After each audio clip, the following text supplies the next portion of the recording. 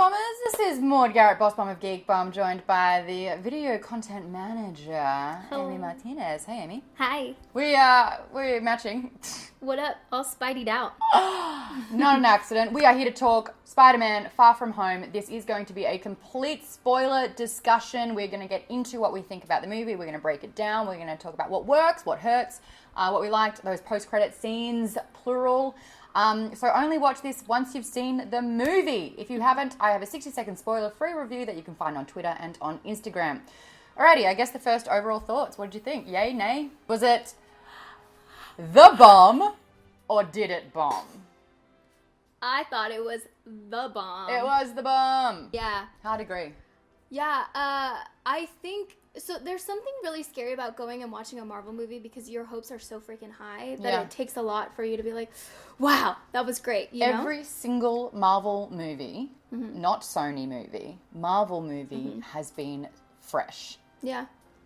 Sony's hit and miss. Yeah. I mean, we just had Venom. It did great in the box office. I actually kind of really liked Venom. I have not met a movie you didn't like. Napoleon Dynamite, Madagascar. Those are random, but I really don't like them. Okay. Yeah, so there's two. Yep. We did not prepare that either. That's just, they're the ones that you had ready to go. Those are my go-tos. Yeah. Okay. Don't like them. Is it the dancing from Napoleon? Because as a lanky person, I feel like... No, I appreciate the dancing. I like it when people dance. It's just the rest. It's everything else. All right. You know? Okay. There is light and shade happening here. So going in, you're right. And this is Tom Holland as well as Spider-Man, because we have also seen other Spider-Man movies not do so well. Yeah, and I know people have their opinions, you know, as to which Spidey is their favorite. I think Tom Holland is the perfect balance of Peter Parker and Spider-Man. I think he plays both perfectly. And which one does Andrew Garfield do? Oh, that says it all. Spider-Man. And Tobey Maguire? You know, he is absolutely great in Seabiscuit and Pleasantville. You should go into politics. What are you doing on Geek Bomb? What? Yeah, pivot. Nicely done. Yeah, thank you. You? I actually really liked Andrew Garfield as Spider-Man, and I loved the chemistry that he had with Gwen Stacy, because they were in real life together. That was beautiful. I love those moments. If I had to hear Paul Giamatti say, I'm coming for you. Oh my God. That was probably the jump the shark moment for me. But it was sad that we didn't see the that continue because they left it on a cliffhanger. Anyway, I really like Tom Holland's Spider-Man. I love the fact that, they're changing some key components. I mean, we, with Homecoming, didn't see the story of Aunt May and Uncle Ben. Aunt May's got a whole new look about it. And as we'll chat about, the future of Spider-Man is going to be incredibly different to what we've seen as well. Yeah. So I like that. I like that MJ is, not necessarily Mary Jane. Yeah. But she's still MJ. And that she's taller than Tom Holland. Respect. I really dig that. And their relationship is happening in a very different way to what we've seen as well. So I'm about that. Better than Homecoming or not? Yes. I agree. Yeah. There's something about, maybe it's the post-Endgame feels that we're just kind of delicate. I'm going to speak for all of us. I think we're still a little delicate. I cried for like 40 minutes straight. Yeah. I couldn't stop. Have you seen Endgame again? No. Yeah, me neither. Why would I do that to myself? No, exactly. I see all the Marvel movies more than once, but I can't. My soul cannot take it. It was tough. I know, and that's the thing. So I came out of there. Anyone who's like, "What did you think?" I would start crying again, and so it was really tumultuous to even discuss the movie. This movie does a really great job. I say that Endgame is like a punch in the gut. Yeah. And once you do that, you go, and Far From Home is that intake of breath. It's like a lovely hug. Yeah. It is. It kind of lets you process it in a way, through the gaze of a high schooler, which means that it's not so heavy. It's done so matter-of-factly and factly, and from such like an innocent scope that I think that that's a really great way to deal with the last few months that we've had. I mean, and that's the way it starts. Like, the blip. It's just the blip, and the high school news as show. using that as exposition. I thought that was a really neat way to do it, because it's combining a lot of comedy and something that's really, really hard. And this movie, again, is kind of like the hangover of losing Tony Stark in a way, but it's done in a way where it's more like awake. So you're all having fun, and it's not not necessarily commiserating, you're celebrating, and it's a really nice sort of passing of the baton, and it's done in a fantastic way where, yes, we just lost him, but some people are celebrating the life that he had. Yeah. Some people, not his disgruntled ex-employees. Yeah. So I certainly love how we just jumped into the comedic part of Marvel. Yeah. We see that all the time, but with Spider-Man, I think that's even more so. The fact that it is like a high school, like coming of age, rom-com, road trip movie. Well, before, you remember that battlescape that we had in Endgame, where these giant creatures and all of these spacecrafts and the destruction of the world, and Thanos is there with all of our heroes, and it was so epic and massive. And now the biggest thing that Peter has to deal with is whether he can kiss the girl that he likes or not, I love that those stakes are just, they've become more personal again, and that's, someone's big deal is not necessarily end of the world. Yeah, I mean... But he actually has to face both. Yes, and the way that all of that happens, like, he's really just trying to not deal with it. And it kind of gave me Jessica Jones vibes. Shirking responsibility? Yeah. Well, that's the thing with this Tom Holland Peter Parker. We haven't had, with great power comes great responsibility. True. We haven't had that. We had Tony Stark being a mentor. Now that's gone, so he's had to figure out, what this mantle means. Whether it even exists, whether he wants it. I like Happy's role in this movie. Well, you've got Happy, who's like the angel sitting on the shoulder, and then you've got Nick Fury, who's the devil. Nick Fury is not giving him any love. He's straight back into it. He's given the tough talks. Nice. Yeah. Yeah. And then Happy's kind of like, letting him be a 16-year-old kid from time to time. Yeah. Trying to bone his arm. Yeah. Okay. I love Happy and Aunt May. And some people are not okay with it. They didn't like the fact that she's hot, that take where she's been made younger and hotter again. I think that, we don't have a father figure for Tom. We don't really go into the Uncle Ben. Yeah. That is Happy. Yeah. Stop. And he's kind of doing with great power comes great responsibility.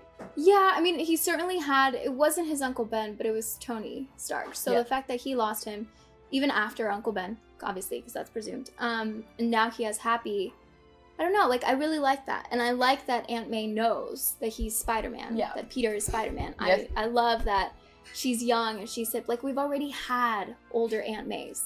So if we're going to mix it up, let's go ahead and do it, and let's just go for it. They're flipping a lot on its head, and it's refreshing, and it's a different take in a lot of different ways. Yeah. So let's introduce the fact that we've got this threat that's happening, the elementals are surfacing, that needs to be taken care of. Apparently no other Avenger is available while this global threat takes place. And poor Peter, who's just trying to go on a European field trip at a state school. Yeah, that's not super relatable, but it does remind me. I remember when I was 16 and that time that, I traveled the world. Yeah. Mm-hmm. It does remind me. It does remind me of the Lizzie McGuire movie. So I know that there's a lot of guys watching, but you have to know about it. It gave me a lot of Lizzie What happens in the Lizzie McGuire movie? Okay, so... I've never seen it. So, quick recap. Lizzie goes on a school field trip. Yeah. It's the summer before high school. To Milan or somewhere? It's to Rome, to Italy. Oh. Yeah. And she goes with Gordo. Yeah, Gordo. Yeah, not Mordo. Gordo. No, Gordo. And she gets confused for an international pop star. And so then this guy is pretending to be super nice, but he's not. And so he's like the Mysterio. Okay. It's almost the same thing. There's no elementals. You heard it here first. Only on Geek Bomb can you have Spider-Man Far From Home dissected to be actually Lizzie McGuire 2.0. Mm-hmm. It's so, you should see it. This is where they got it from. Singing and dancing. Yeah, probably. Cool. Mm-hmm. So I definitely like that because it didn't hit you over the the head with like, hi, we're a superhero movie. Yeah. And Marvel never really does that, at least not for me. Well, I kind of love it that it's like there's this huge threat, and he's like, can you just hold on a second, or I don't really feel like dealing with this today. I've got this is more important. And it's like, in the grand scheme of things, is it more important? But I love Jake Gyllenhaal's portrayal. He's just, the outfit is just so gaudy, you know, the cape and this lycra, like it's just so ramped up. His stoic nature, hello, I am, you know, my name is Quentin, I come from a multiverse, a different planet, you know, that whole shtick was really well done. I felt like the pacing was a little slow in that regard. I think it did a great job with exposition, catching you up a few months' time. But then when this started to be the threat, you're like, kind of, and what else? And what's going on? Yeah. But once the twist happened and it came into place, it was like the veil was lifted, and that's when it started, like, getting really good. You see Jake Gyllenhaal completely flip as an actor. Before, he kind of had that stoic nature. Beautiful moments of vulnerability with Tom Holland. Like, their acting was incredible together. Yeah. Where you see Peter Parker go, I don't have Tony Stark. He's given me this. I don't know it. I don't need it. I don't want it. I don't know if I'm good enough for it. But you've just completely convinced me that you're the person to have it. So I'm going to do a great thing by giving it over. Not knowing that he was getting completely manipulated. Yeah. And then you see Jake Gyllenhaal's character, because it was so convincing and he did play such a good guy in that moment, to realize that it was a lie. You're like, this guy's a threat. He is an absolute artist. He is super manipulative. And knowing that he's fueled by spite and vengeance and like the disgruntled ex-employee that we've seen in the superhero genre, you know, across the board, really. Yeah. That's a very damning thing. And it's also interesting to see this glorifying of Tony Stark and remembering him and feeling that loss, and then really realizing the flip side of it. When we first met Tony Stark, he was a philanthropist, but he was like a playboy. He was selling nuclear weapons to the enemy. Yeah. Like, this guy was bad news.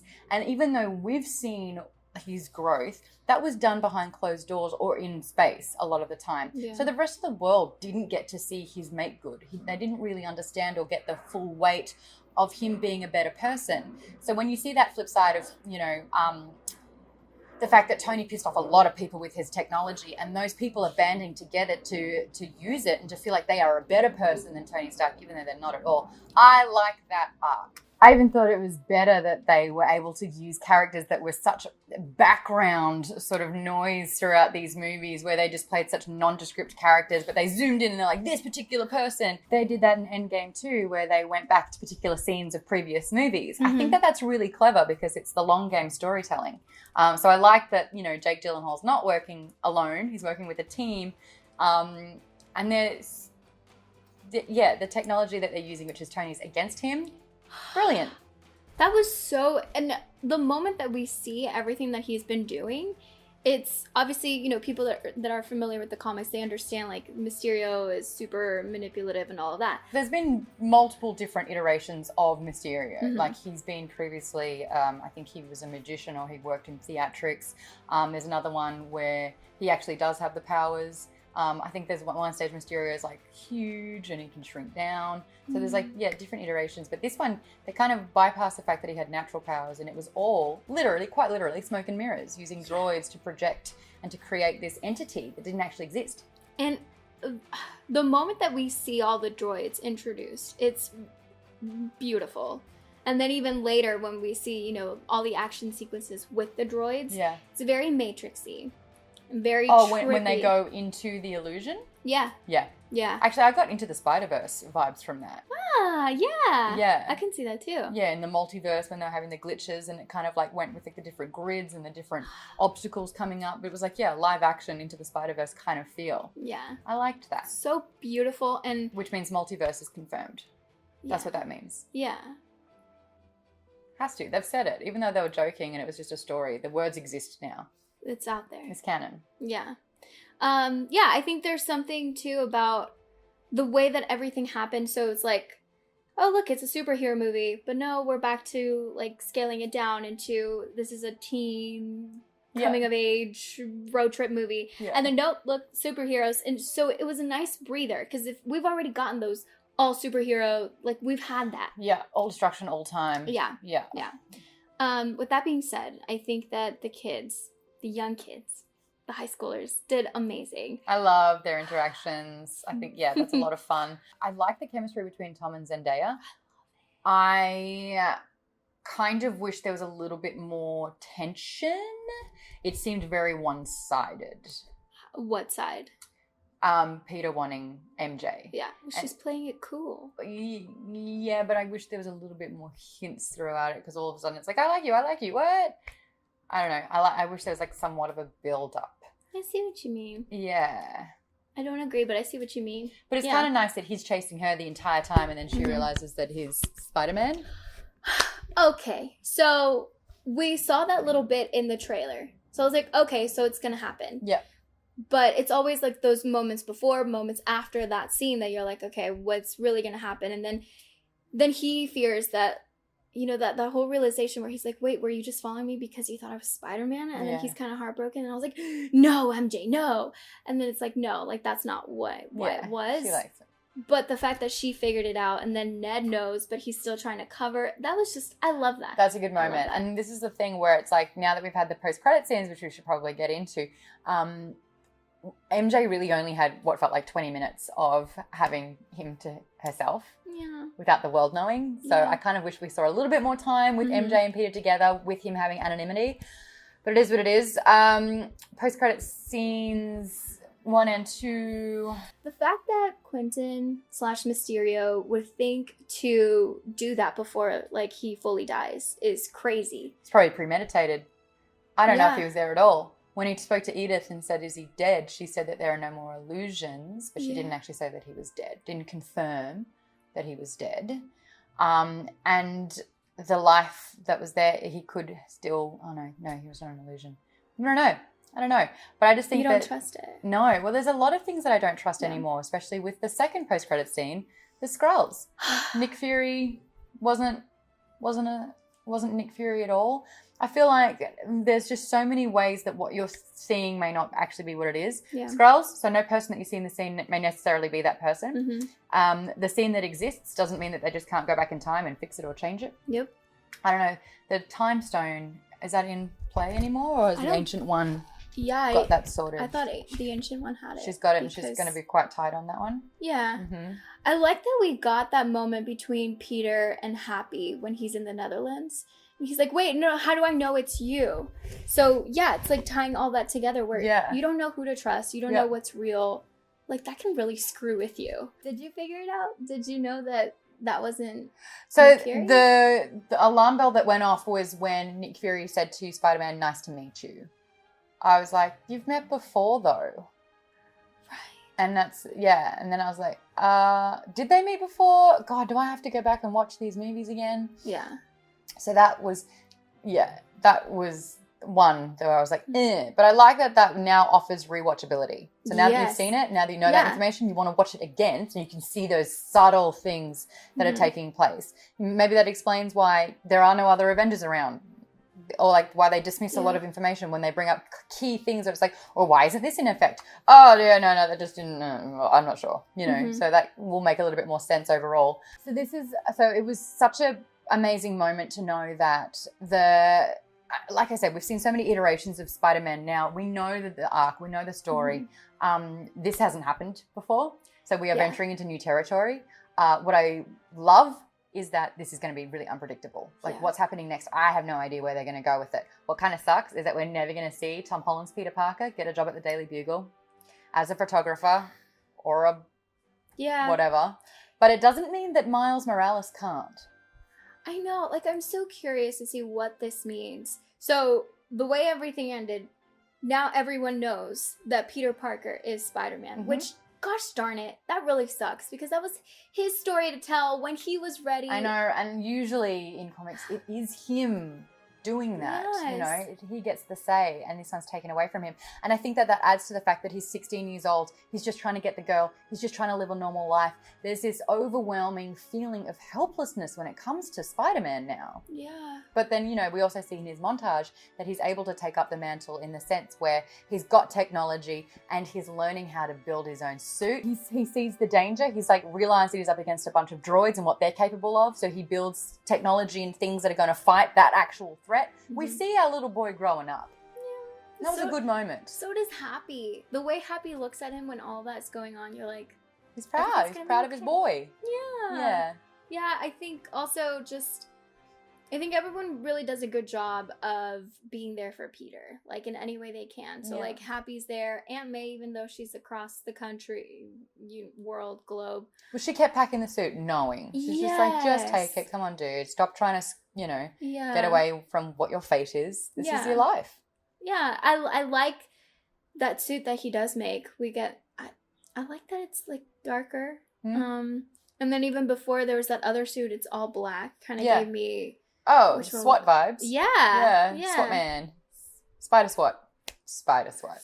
Yeah, we saw different versions of that as well. I loved how funny the Edith technology was when he was first playing around with it. What would a 16-year-old do with this kind of ridiculous technology? Yeah, accidentally try to kill someone that he was just slightly jealous of. Happens. Yeah, that guy's hot though. Okay, the whole situation with the blip and being, 5 years older than everyone else, but like you still have to, that's interesting. So I've had thought about this. Watch New Rockstars for us getting that wrong and then coming back and getting it very right. He was 11? Yeah. When the blip happened. So he was someone's younger brother and he didn't blip. So he aged. So he lived that 5 years. So now he's he went from being this dweeb to a 16-year-old. But 16-year-old him super hot. Does that make sense? Yeah. I don't like him. He's just mean. When he flips Peter off, what the heck, dude? You also don't take a photo of someone with their pants down. Oh, that's not okay. You're taking a sexual photo of a minor. Don't do that. Don't do that. Kids with phones these days. I you don't know. understand or respect boundaries. So I love that it was deleted and he was like, oh, it was here somewhere. Blah. Yeah, that was good with Edith. Yeah. Delete that. Then that's manipulative. That's disgusting. That's blackmail. Yeah. That's 16. That's 16 years. That's what they do. Yeah. Be better if you're 16. And older. Well, they can't because they're 16. That's just how old they are. More mature. Oh, yeah. Unless they didn't get flipped. I'm getting. That's true. That's true. I don't know. I feel like he got stuck. There must be something about seeing everyone, not everyone, but half the world, half the population disappear and you're a kid and then you're waiting. Are they ever going to come back? That's the thing. You don't think that they are. So you're mourning these people. Yeah. And you're living your life as if they're never coming back. Yeah. He probably lost his mum or someone who's close to him. So much has happened. He lost his brother. We know that he lost his brother because now his older brother is younger than him. That's a lot to take on. And I think he was even I have to go to therapy or something. Yeah. He's dealing with a lot. And now he has to deal with Peter Parker. Oh, bloody Peter Parker. Peter Parker. Oh, she's got to deal with Peter. Peter. That's good. Thank you. Yeah. So with Peter Parker's identity being unveiled, what do you think the next step's going to be? I couldn't have said it better myself. You're totally right. Not good things. Yeah. So when Peter when Spider-Man and MJ are just swinging, through all the buildings, it kind of reminded me of Gwen Stacy. That whole situation. So I'm like, is their neck going to break soon? Yes. Yeah. And this is, if it happens, which I hope it doesn't because it's Gwen Stacy, MJ, don't do that. But it hurts. It already hurts. I love them together so much. Now that everyone knows that he's Peter, and now even that annoying kid that was obsessed with Spider-Man. Flash. Exactly. I know that's the one reaction I'm waiting for. That's going to be interesting. Because he hates Peter Parker, but he worships Spider-Man. I love that dichotomy. I think that's so fun. Yeah. I feel like people are going to be in danger. Also, can we just talk about the fact that when Flash is vlogging, that annoying thing that he was doing, he had something 2,100 concurrent views. That's insane. Really good social engagement. That's really incredible. When I do it, it's max 146, So this is some kid in high school who's a bully. But I also really liked his backstory being unfolded. Yeah, I mean, Tony, shout out to you, buddy. You did great. You did good, kid. You did really good. Yeah. But I loved, and I spoke with him about this, the fact that when Edith was going through the phones, you see this message pop up from Flash's phone, and it was Mum, I can't get a hold of you. I haven't been able to speak with you for a few weeks now. And you notice that there's neglect happening there. And then at the airport, The driver comes and he's like, is mum or dad, you know, and you just realize that he's basically been abandoned by his family. So he seeks validation from the public because he's not getting it from his own family. And that's why he's a bully. I kind of love that. Yeah. That exploration, you know. The exploration, people aren't dicks for the sake of being it just because they can, usually. They're either, you know, neglected or Skrulls. So to wrap things up, the best parts of the movie were... Peter, MJ, Happy, May, Mysterio. Yep. Peter. I said Peter twice. I love Well, Peter. sure, Spider-Man. There you go. Yeah. His alter egos. Yeah. Yep. I think that the story was, you know, the first third was smoke and mirrors. I love saying that because it's quite literally that. Mm-hmm. And then you actually find out the twist. The twist made the movie continually feel fresh to me. Mm-hmm. Some people are saying that the story gets a little bit convoluted because there's so much going on. I don't necessarily agree with that. Mm-hmm. I think that, you know, they are trying to, you know, talk about the global threat whilst talking about the tribulations of the field trip. You know, focusing on the smaller, intricate details of his life that are most important, which is trying to impress MJ, and then having, like, you know, going off to talk to Nick Fury, etc., and like get the battle plan going. I kind of loved all that, and then like the fact that they took over the field trip as well. Like, I don't know, and again, yes. It's like, how many different ways can you make this one guy feel a bit helpless? Yeah, was the theme there. Really dug it. I think that this one's better than Homecoming. I think it's really found its feet. Knowing the stuff that we've seen in Endgame now really propelled this one. I'm a fan. I have a question for you. Where would you rate this one in comparison to all the other Spider-Man movies? Look, probably, if not 1, then 2. Okay. Yeah, really, really digging it. I love the direction that they're going with this. It sounds like in the next movie, he's going to team up with Eddie Brock. And Venom's going to come into play. And so the symbiote, that's going to be interesting how that's going to happen. I probably need to watch Venom. Okay, I do have a recommendation. Listen to Eminem's Venom song and then watch it. Okay. I love Eminem. Yeah? Yeah. You got pumped, sweater on your spaghetti already? Knees weak, arms are heavy. Yeah. Mom's spaghetti, but on the surface, he looks calm and ready. Yeah. What he wrote down. Everybody's gross and loud. Yeah. He opens his mouth, but the words we should won't not come out. be doing this. We're so good that people are going to think that we're trying to copyright. Snap back to reality. Whoop, there goes gravity. Whoop, he's so mad, Betty. Whoop. No, I got it wrong. You know, you just say words and you hope one of them will be right, and chances are there were some right ones there. Yeah, but it's not the right order. Does order really matter? Oh man, did you even get to this part of the video? If you did, enjoy that one. You're a true fan. 4.5 out of 5 for me. Okay, I would say better than Captain Marvel. Yeah. 5 out of 5 bombs. So that is certified the bomb. Yeah. This is a movie that is considered the bomb. Diggity. Well, that we didn't plan that. That was been approved. I don't know if we're gonna. Especially after. You want to say diggity?